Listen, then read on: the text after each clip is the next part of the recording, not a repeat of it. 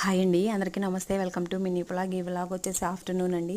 Time వచ్చేసి 4 అలా అవుతుంది. మధ్యాహ్నం లంచ్కి తిన్నవి ఇంకా అవన్నీ మిగిలిపోయిన కొంచెం అన్నము కర్రీస్ అవన్నీ అయితే వేరే గిన్నెలోకి అయితే సర్దేసేసి ఇంకా సామాన్లన్నీ అంట్లో అయితే తోమడానికి పక్కన పెట్టేశాను.